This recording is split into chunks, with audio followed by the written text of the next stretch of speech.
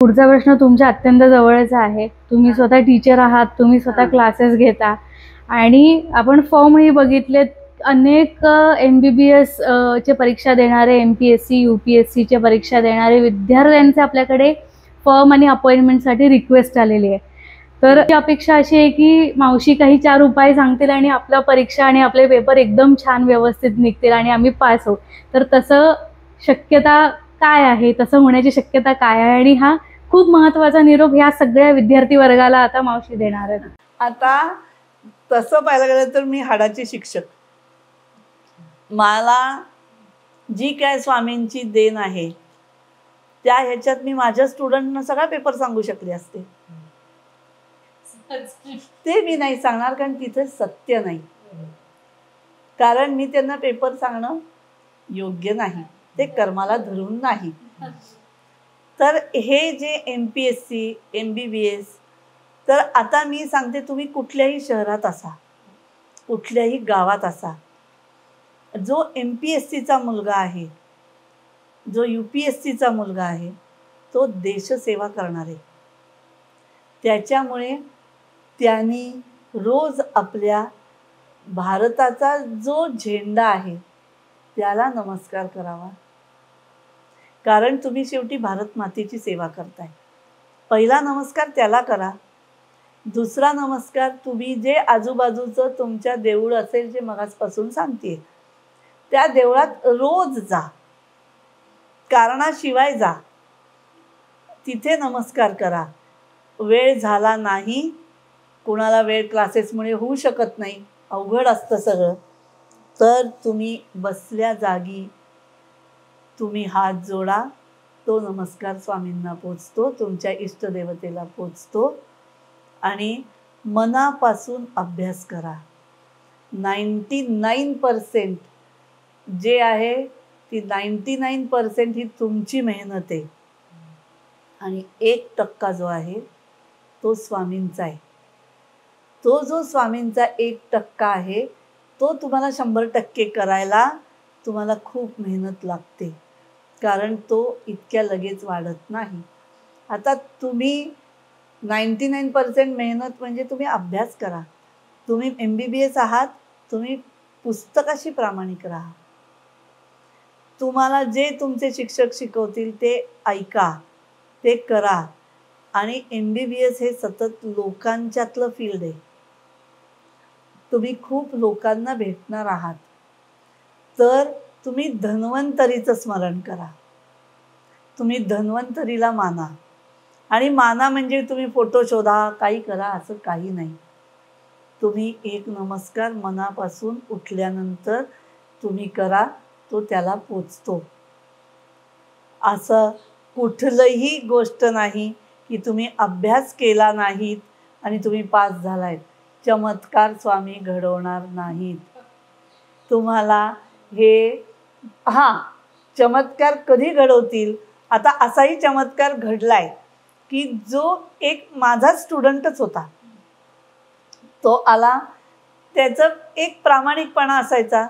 तो मला सांगायचा की मी थोड्या वेळाने क्लासला येतो, मला उशीर होईल कारण मी आत्ता सिगरेट ओढली, मला चालायचं नाही. तर तो यायचा नाही क्लासला, आला तर मी हाकलून द्यायचे. असं करता करता तो इतका माझ्या जवळचा झाला की त्यांनी ते व्यसनच सोडलं. आणि त्याची परीक्षा होती, तो रोज माझ्या इथे यायचा, माझ्या इथे बसायचा. पहिले 15 दिवस तो माझ्या इकडे येऊन बसला, मी त्याला काही बोलले नाही. तो यायचा, अभ्यास करायचा, जायचा. पण माझ्याकडे तो फक्त अकाउंट्सला यायचा, पण सगळ्या विषयाचा अभ्यास त्यांनी माझ्याच इथं बसून केला. तो अभ्यास केला आणि एक दिवस काय वाटलं, मी तिथं गेले त्याच्या तिथे आणि त्याला म्हटलं, हा 3रा प्रश्न तुला येणार नाही आहे परीक्षेत लिहिता. तर तो म्हणला की 3रा काय, मला काहीच येणार नाही आहे. म्हणलं असं काही नाही, तुला 3रा प्रश्न जरा अवघड जाईल. बरं, आता नंतर मला वाटलं की मी सायकोलॉजिकली त्याला खच्ची केलं का. तर तो म्हणला, मॅडम माझा अभ्यासच नाही झालेला. म्हणलं असं नाही आहे, तुला तिसरा प्रश्न नाही येणार. तो परीक्षेला गेला आणि बरोबर तिसरा प्रश्न नाही आला. आता ह्याच्यात माझं लॉजिक आणि स्वामींचा आशीर्वाद काय, तर मी शिकवते त्याच्यामुळे मला माहिती आहे युनिव्हर्सिटीचा कुठलाही पेपर असो, तिसरा प्रश्न हा तुमचा जो आत्तापर्यंत सिलेबसमध्ये कमीत कमी वेळा विचारला गेला आहे तो येतो. ह्याच्यावर सगळ्यांनी कॉन्सन्ट्रेट करा की तो तिसरा क्वेश्चन हा तुम्हाला जो आत्तापर्यंत कमी वेळा विचारला आहे किंवा विचारलाच नाही आहे त्याच्यावरच पडतो. हा ठोकताळा आहे, हा माझा अनुभव आहे. पण अनुभूती काय की त्याला जाताना सांगितलं घाबरू नकोस, तू पास होशील. तो पास झाला. हे जे आहे की हे त्याला कधी तो आजही माझा प्रामाणिक भक्त आहे. तो आजही माझ्याकडे येतो. बरं तो काही असा काय मोठा झाला का कोणी नाही, पण तो आज लॉ करतोय. तो शिकायला लागला जो म्हणणार होता की मी शिक्षण सोडतो. आता तसंच UPSC MPSC वाल्यांना मी कसं सांगते की तुम्ही रोजचा प्रत्येक न्यूजपेपर वाचला पाहिजे. एडिटोरियल कॉलम जो असतो प्रत्येक न्यूजपेपरचा हे वाचलं पाहिजे. तुम्ही इंडिया टुडे, आता रोजच्या न्यूज, मला स्वतःला इकॉनॉमिक्स आवडत असल्यामुळे मी हे सगळ्यांना सांगायचे माझ्याकडे येणाऱ्या मुलांना की रोज एक तरी न्यूज बघा. त्या न्यूजमधनं तुम्हाला खूप कळतं. MPSC UPSC वाल्यांनी राज्यसभा लोकसभा ह्याच्यात काय बोलतायत, कुठला नेता कसा बोलतोय, त्याच्यातनं इकॉनॉमिक, मग तो कुठल्याही आपल्या देशाचा असो बाहेरच्या देशाचा असो, त्याच्यातनं इकॉनॉमिक्स कसं कळतंय ह्याचा अभ्यास केला पाहिजे. कित्येक लोकांची मेडन स्पीच जी आहेत ती तुम्ही ऐका राज्यसभेतली, त्याच्यातनं तुम्हाला खूप काही शिकायला मिळतं. आणि रोजचे चेंजेस, रोजच्या ज्या काही घटना मायन्यूट होतात त्या UPSC MPSC वाल्यांनी आत्मसात केल्या पाहिजेत. आणि हा अभ्यास हा साधा जाता येता पण होऊ शकतो. त्याच्यासाठी असं काही नाही, रोज तुम्ही वाचलं पाहिजे, रोजच्या रोज तुम्ही रिफ्रेश स्वतःला केलं पाहिजे. ह्याचं एक उदाहरण, माझी जी स्टुडंट होती CA करायला माझ्याकडे यायची, बिहारची होती. आता स्वामी कसे असतात किंवा गुरु कसा असतो किंवा तो, म्हणून मी जे सांगते की या लोकांनी जे मला प्रश्न विचारला आहे की अभ्यास कसा करू हे मी माझ्या अनुभवाने आणि स्वामींच्या आशीर्वादाने तुम्हाला सांगणार.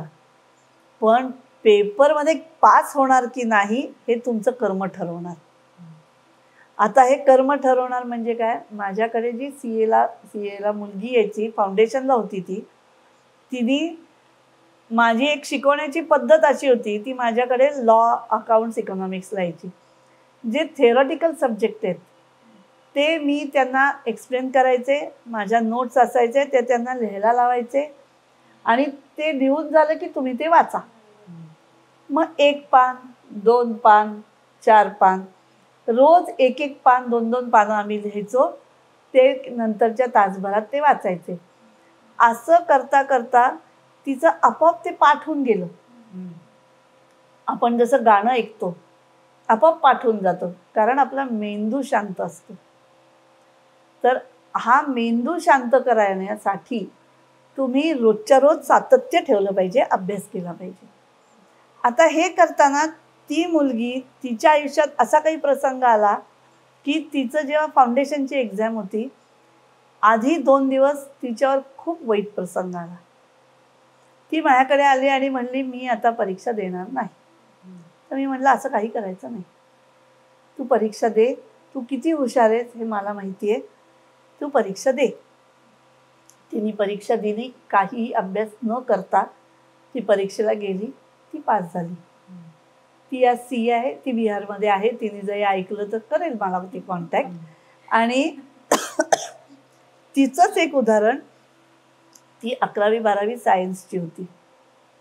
ती माझ्याकडे आली, पहिल्या दिवशी FY BComला ॲडमिशन घेतली, FI BComच्या लोकांना किंवा कॉमर्सच्या लोकांना माहीत असेल, पीसमिल डिस्ट्रीब्युशन हा टॉपिक होता की ज्याला 11वी-12वीचा बेस नसला तरी तो कळतो. म्हणून तो मी तिला शिकवायला घेतला. तो शिकवायला घेतल्यावर दुसराच प्रॉब्लेम, जो पहिला मी शिकवते, माझी पद्धतच अशी की मी शेजारी बसते, तर मी शिकवते आणि दुसरा प्रॉब्लेम तिला आला. मला खूप छान वाटलं. मग मी दुसऱ्या दिवशी दुसऱ्या 2 नवीन मुलींनी ॲडमिशन घेतली होती. मी तिला सांगितलं, तू आता कालचाच प्रॉब्लेम तू त्यांना शिकव. बरं, तिने तो प्रॉब्लेम शिकवला त्यांना. ते शिकवल्यावर माझी एक पद्धत आहे की प्रत्येक स्टुडंटला दुसऱ्या स्टुडंटला शिकवता यायला पाहिजे.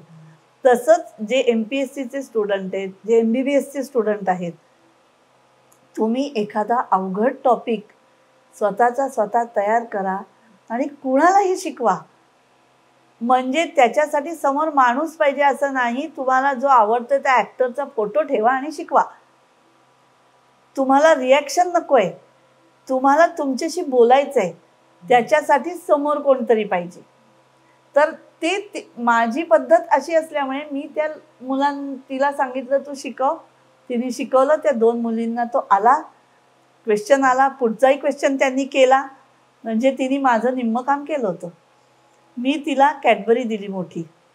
कॅडबरी दिली. ती म्हणली कॅडबरी का दिली? म्हणलं माझी पद्धत आहे की शिकवलं की मी कॅडबरी देते, आजही देते. ही 25 वर्षापासूनची पद्धत आहे. आणि हे झाल्यावर ती जेव्हा बिहारला गेली, तिला एका कॉलेजमध्ये व्हिजिटिंग प्रोफेसर म्हणून बोलवलं होतं. तिने त्यांना अकाउंट शिकवलं MComच्या मुलांना. आणि ती मुलं तिच्यावर इतकी खुश झाली की तिचा मला तिथनं, म्हणजे 4-5 वर्ष झाली होती ती BCom होऊन, तिचा मला फोन आला की मॅडम तुम्ही जे मला कॅडबरी दिली होती त्याचं उत्तर मला आज कळलं. असा परमेश्वर असतो आणि असा गुरु असतो.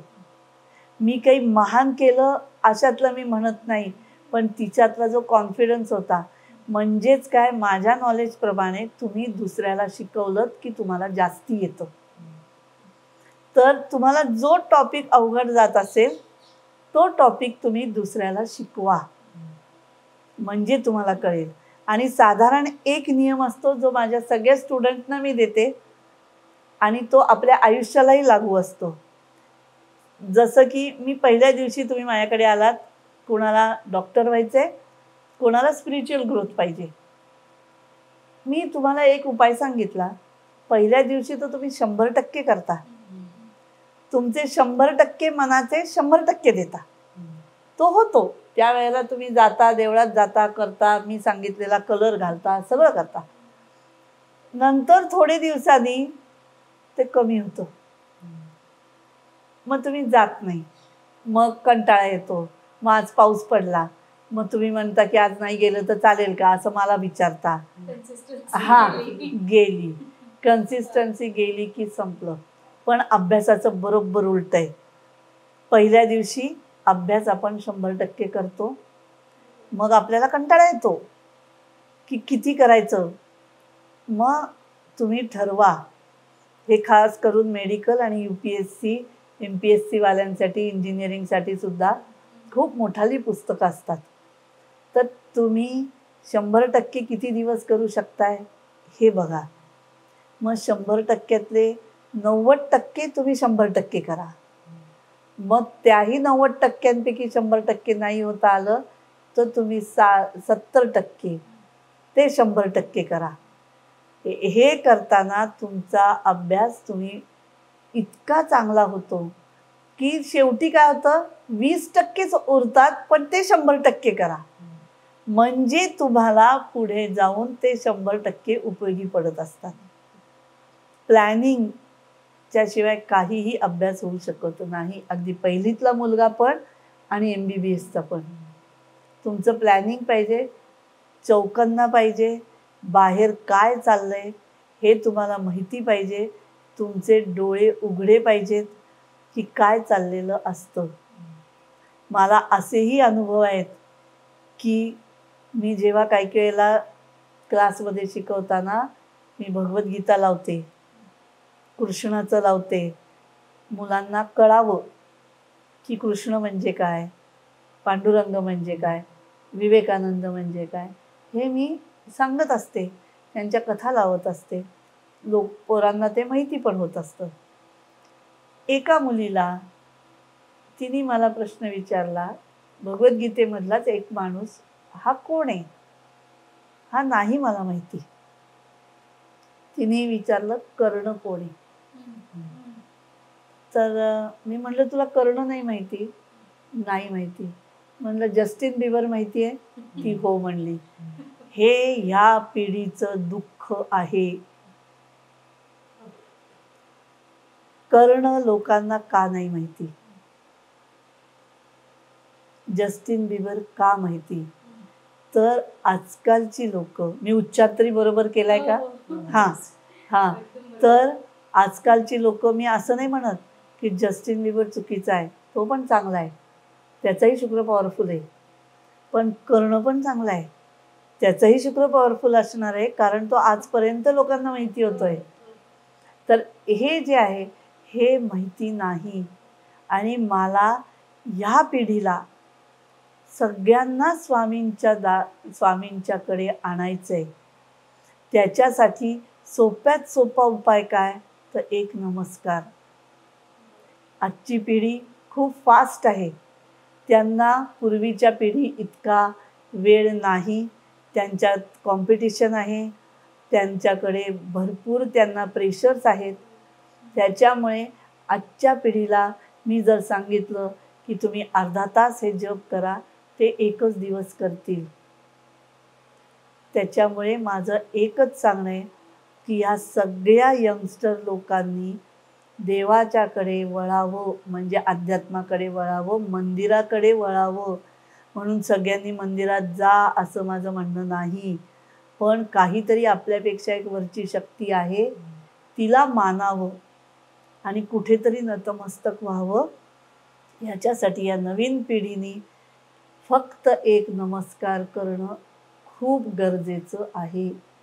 तरच आईवडिलांना तो जाईल, आईवडील सुखी होतील, आजी आजोबा सुखी होतील. आत्ताची फॅमिली सिस्टीम जी सगळी भंगती आहे, जी फ्रस्ट्रेटेड होती, जे लोकांना डिप्रेशन येते मुलांना, ते सगळं निघून जाईल. तुम्ही एक नमस्कार करा. तो नमस्कार ह्या जन्मात नाही तर पुढच्या जन्मातही उपयोगी पडतो. म्हणून माझा आहे, कमीत कमी वेळ करा. मी सगळ्यात जास्ती देवावर विश्वास ठेवते, कारण देव मला कळतो.